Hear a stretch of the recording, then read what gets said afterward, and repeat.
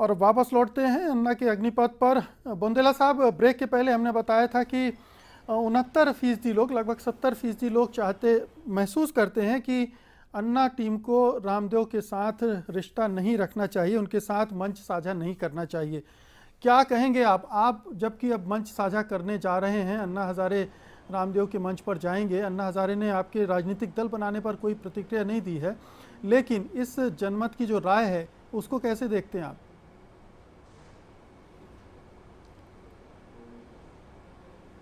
देखिए, अन्ना हज़ारे जी और उनकी टीम को जो फैसला लेना था वो ले चुके हैं।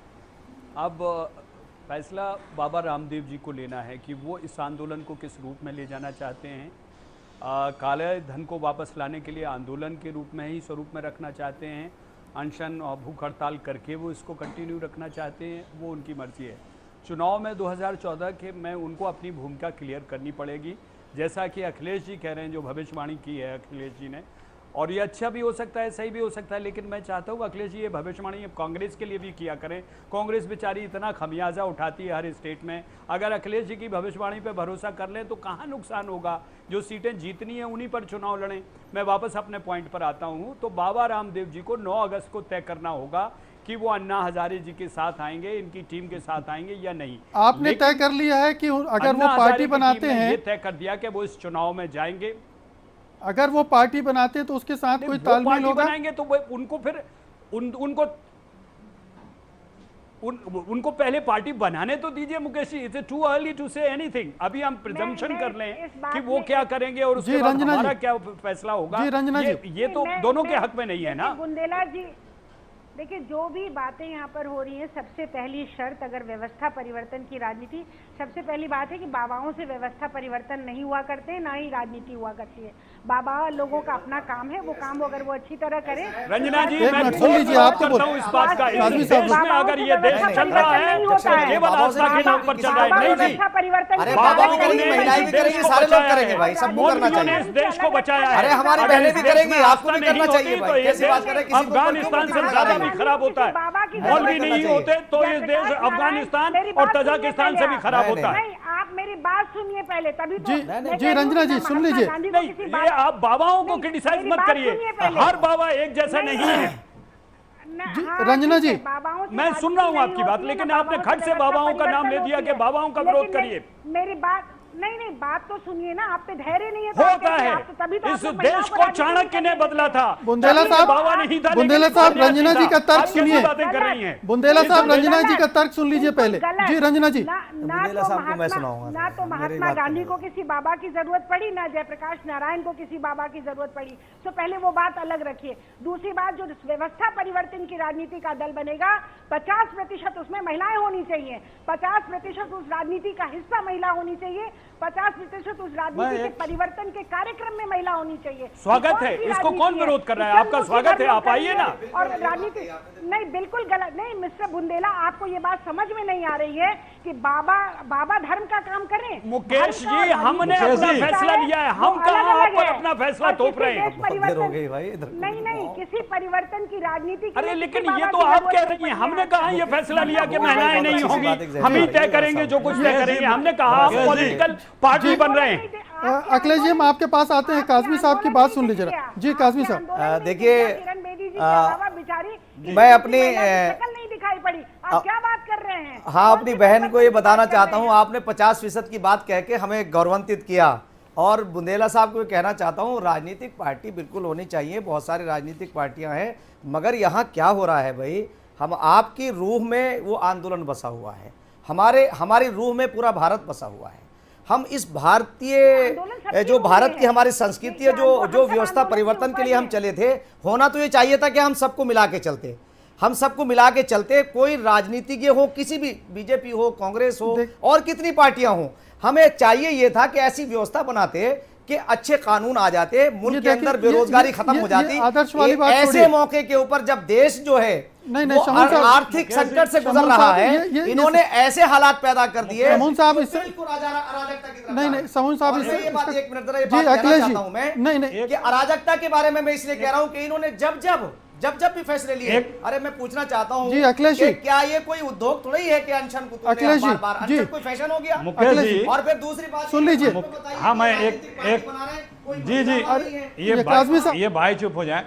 मुकेश जी, मौका दीजिए मुकेश जी, जी। अखिलेश जी, ये जो अखिलेश भ्रष्टाचार जी, है, जी अखिलेश जी, ये जो भ्रष्टाचार, एक मिनट, जी काजमी जी साहब। बोल रहा हूं मैं, ये जो काजमी भ्रष्टाचार साहब। है, ये सिर्फ काजमी, ये जो भ्रष्टाचार का मुद्दा है मुकेश जी, ये सिर्फ राजनीतिक या कानूनी नहीं है। भ्रष्टाचार से कौन नहीं लड़ना चाहता है, कौन नहीं समाप्त करना चाहता है? जो भी दल है, जो भी व्यक्ति है, वो हर कोई चाहता है कि भ्रष्टाचार समाप्त हो, लेकिन सिर्फ कानून से या पॉलिटिक्स से नहीं समाप्त होगा। ये एक बहुत बड़ा सोशल रिवोल्यूशन भी लाना पड़ेगा, उसकी भी इसमें जरूरत है। लेकिन हम अगर ये सोचें कि सिर्फ कानून बना देने से, एक बिल ला देने से भ्रष्टाचार समाप्त हो जाएगा, तो क्या अभी कानून हर चीज के लिए नहीं है? क्या वो चीजें रुक गई हैं?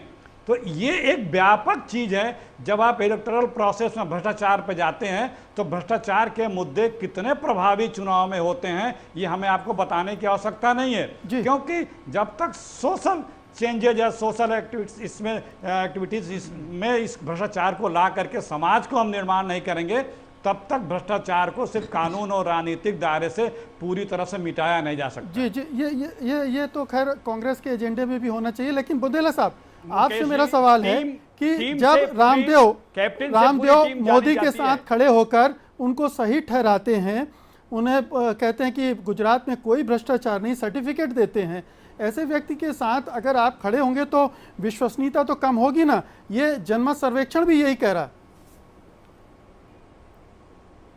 इन लोगों को तो गुजरात से शुरुआत कर देनी चाहिए चुनाव लड़ने की, वहीं से शुरुआत करनी चाहिए। गुजरात बेस्ट प्लेस है, अन्ना साहब की टीम को बुंदेला साहब की शुरुआत करनी चाहिए। लगता है बुंदेला साहब हमारी। अखिलेश जी, आप मुझसे सवाल करें। जी हाँ, तौर पर ये इसकी जवाबदेही बाबा रामदेव की है। ये सवाल का जवाब बाबा रामदेव देंगे, हम लोग नहीं देंगे। काजमी हमने साहब, तो हमारे काजमी मंच साहब। पर सब थे और सब रहेंगे। बाबा रामदेव जी क्यों गुजरात गए, उन्होंने क्यों ये कहा, तो ये उनका जवाब है, हमारा सवाल नहीं है, ना हमारा जवाब होना चाहिए। मैं सर एक बात कहना चाहता हूं आखिर में। बुंदेला जी, मैंने तो ये इस कहा, रूप में बुंदेला जी मैंने तो ये कहा कि अन्ना साहब की टीम को गुजरात से चुनाव प्रक्रिया शुरू कर देनी चाहिए, गुजरात के चुनाव में बढ़ चढ़ के भाग लेने चाहिए। वो दूसरी चीज, वो दूसरा पहलू। गिरिजा शंकर जी हमारे साथ हैं।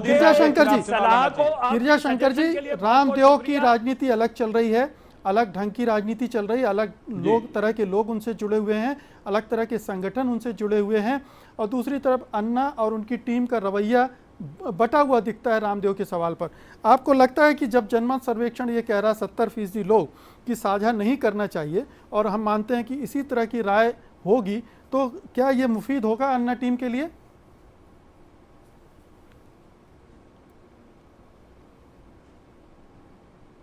ये जनमत सर्वेक्षण की जो राय सामने आई है वो बहुत वास्तविकता के बहुत करीब है। अन्ना और रामदेव, इन दोनों के महत्वाकांक्षा, उनके काम करने की शैली, उनके मुद्दे, उनके साथ चलने वाले लोग, ये बिल्कुल ही अलग अलग हैं। इसलिए इन दोनों का साथ चलना, दोनों भी चाहें तो भी वो संभव नहीं प्रतीत होता, और इसीलिए लोग भी इस बात को महसूस करते हैं कि इन दोनों का साथ चलना संभव नहीं है। और यदि किसी तरह से भी ये दोनों साथ चलने की कोशिश करेंगे तो आगे चलकर किसी एक का लोप करना पड़ेगा। दोनों की अपनी पहचान बनाकर एक साथ चलना संभव नहीं हो पाएगा, ये लोग भी महसूस करते हैं। और जनमत सर्वेक्षण की जो राय है वो वही है जो हम और आप लगातार देखते, समझते, महसूस करते रहे हैं। इसी जनमत सर्वेक्षण में हमने रामदेव से जुड़ा एक और सवाल किया था, उसके नतीजे भी बता दें। अन्ना और रामदेव की तुलना भी होती रही है। ऐसे में हमने लोगों से ये सवाल भी पूछा कि आखिरकार दोनों में सबसे ज़्यादा भरोसेमंद कौन है, अन्ना हजारे या बाबा रामदेव? अब जवाब देखिए, बाबा रामदेव को सिर्फ 12% लोग कह रहे हैं कि वो विश्वसनीय हैं, जबकि 51% लोग अन्ना हजारे को भरोसेमंद बता रहे हैं, और 25% ऐसे लोग हैं जो दोनों को भरोसेमंद मानते हैं। लेकिन 51% और 12%, ये दो बड़ा अंतर है विश्वसनीयता के मामले में। अब ये विश्वसनीयता अगर अन्ना रामदेव के साथ मिलते हैं तो माइनस में जाएगी या प्लस होगी? गिरिजा शंकर जी, फिर से एक छोटा सा जवाब।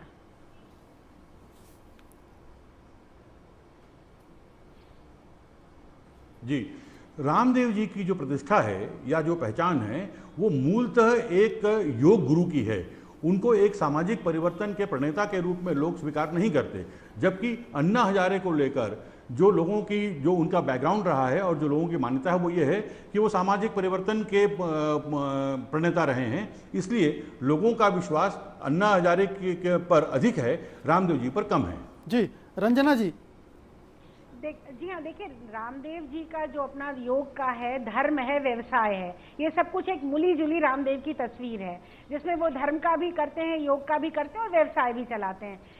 लेकिन जो अन्ना हजारे हैं, अन्ना जी के प्रति समाज की परिवर्तन की शक्तियों की आस्था जुड़ी है।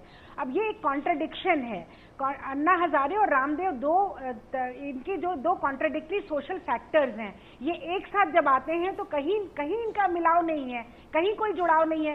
राजनीतिक उनकी पहचान तो छोड़ ही दीजिए कि राजनीतिक पहचान में वो किसके साथ खड़े हुए, गुजरात गए और क्या किया, या लेकिन अन्ना जी के प्रति जो समाज में आस्था बनी है लोगों की, वो एक परिवर्तन के प्रति आस्था बनी है, धर्म, व्यवसाय और योग के प्रति आस्था नहीं बनी है। तो ये सारी चीजों को अगर देखा जाएगा तो अन्ना जी के आंदोलन का रामदेव जी के साथ जुड़ने का कोई मतलब ही नहीं निकलता है।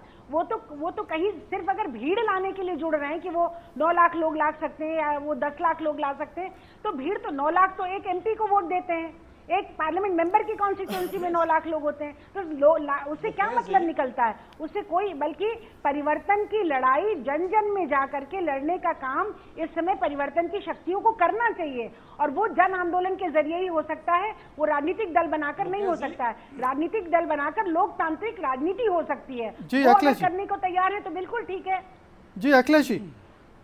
मुकेश जी, जब ये कमेटी बनी थी, लोकपाल ड्राफ्टिंग कमेटी, उस वक्त अन्ना साहब और रामदेव जी एक साथ थे, लेकिन जैसे कमेटी बनी, कमेटी में किस तरह से लोग रखे गए और उस पर दोनों तरफ से क्या प्रतिक्रिया है और बाबा रामदेव जी ने क्या प्रतिक्रिया दी, उससे दोनों लोगों की विचारधारा, दोनों लोगों की काम करने की शैली या दोनों लोगों के आपस के दूरी अंदर खाने में दिखी और वो अब दिखती जा रही है। ये एक पॉलिटिकल कंपल्सन है जो एक जिन लोगों की बैकिंग थी दोनों पर लोगों को, जिस पार्टी का, जिन लोगों के कारण, उसी कारण से कुछ करीब ये लोग दिखते रहे, लेकिन अब जब ये इलेक्टोरल प्रोसेस में आएंगे तो वो और दूर होते चले जाएंगे। वो उसकी कोई संभावना नहीं है कि ये लोग साथ कभी आ सकते हैं। ये दोनों लोग एक दल, दोनों दल अलग अलग बनाएंगे। हाँ, ये एक ही अम्ब्रेला के नीचे दोनों लड़ेंगे। कौन सा अम्ब्रेला होगा वो? बीजेपी का 50-60 सीटें देगी इन दोनों लोगों को। अखिलेश जी तय करेंगे अम्ब्रेला कौन सा होगा। स्पष्ट कर दिया उन्होंने, बीजेपी का। ले लीजिए। अब मैं अपनी बात कहूं मुकेश जी, अगर आप मौका दें तो। आपको पूरा मौका दूंगा, एक ब्रेक लूंगा लेकिन उसके मुझे पहले मौका दें तो मैं अपनी बात कह दूं।